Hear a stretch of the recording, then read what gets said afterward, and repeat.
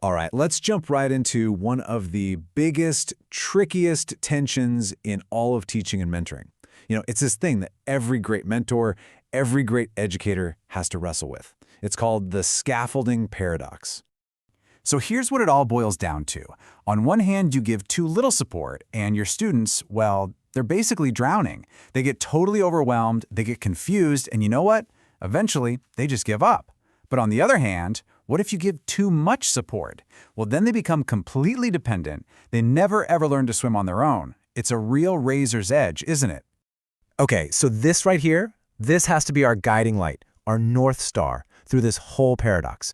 No matter what we're doing, we've got to remember the support we give, it's temporary. It has an expiration date. Because the real goal, the final destination, is always, always independence.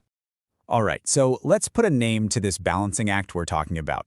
The formal concept is called scaffolding, and honestly, it's more of an art form than a science. It's the art of giving just the right amount of temporary support, and I'm really going to stress that word, temporary. So where does this whole idea come from? Well, it's rooted in the work of a legendary psychologist, Vygotseky. He came up with this concept called the zone of proximal development, or ZPD for short. Think of it like this, it's the sweet spot. It's that magical space where real learning actually happens. It's not about the stuff a learner can already do on their own, and it's not the stuff that's impossible. It's that space in between, where they can almost get it if they just have a little bit of help. Honestly, the absolute best way to think about scaffolding is training wheels, right?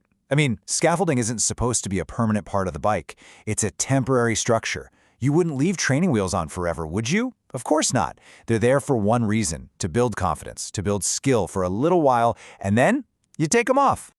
Okay, so we've got the concept down, but what happens when we get that balance wrong? Let's talk about it. Let's start with the first way things can go south. Giving away too little support and basically letting people drown. So let me ask you, what really happens when we just throw someone in the deep end? When we say, hey, here's this really complex problem. Good luck. Figure it out on your own. The consequences are, well, they're pretty predictable, and they are not good. So the fallout really comes down to this thing called cognitive load theory from a guy named John Sweller. The basic idea is that our working memory, the part of our brain that's juggling new information, is super limited. It can only handle so much at once. So when you throw a learner into a super complex task with zero guidance, their brain just short circuits. It gets totally overloaded. It's kind of like trying to pour a whole gallon of water into a tiny little coffee cup. What's the result? Frustration, confusion, and eventually they just check out. They withdraw. And listen, this is so important. When students fail in a situation like this, it's almost never because they're not smart enough or they don't have the ability. No, it's because they have no idea where to even start. They lack a structured entry point.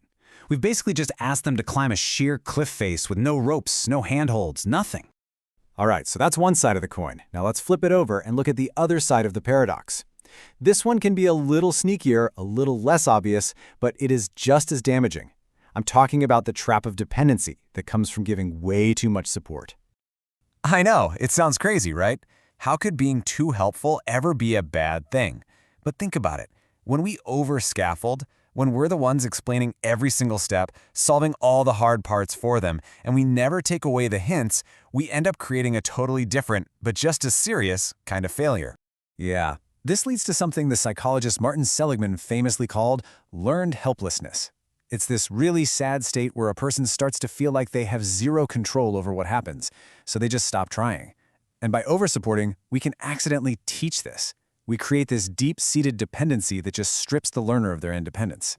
Because whether we mean to or not, this is the message we're sending. It's unintentional, sure, but it is so powerful. Every single time we jump in and solve a problem for them, what we're really saying without saying it is, you can't do this without me. You're not capable of doing this on your own. And man, if you hear that message enough times, you absolutely start to believe it. Okay, so how the heck do we find that sweet spot? How do we give just enough structure so people don't drown, but not so much that we create that dependency? Well, thankfully, we're not just guessing here. There's a really practical, well-researched model that can show us the way. It's often called the gradual release model, and it's linked to the work of researchers like Douglas Fisher and Nancy Frey. And what's great is it's super elegant and simple. It breaks down into 3 steps. First, I do. That's where the teacher, the mentor, you model the process, nice and clear. Then, we do. Now you're working on it together. This is the guided practice part. And finally, and this is the most crucial step of all, you do. This is where you gradually, slowly, release control and let them fly on their own. So you see, the art of this isn't about following some rigid formula. It's about being a detective, being diagnostic. It all comes down to constantly asking yourself one simple question. Do they still need this support? If the answer is yes, great, keep it there. But if the answer is no, well, it's time to take off those training wheels. You know, if you had to boil this entire idea down to just 3 words, it would be these: teach to release. That's your mantra. Your goal isn't to be a permanent crutch. It's to build up the skills in other people so you can teach them, guide them, and then, ultimately, release them to go succeed on their own. And in the end, this really forces us to completely rethink what success even means. Success isn't about having someone rely on you forever. Not at all.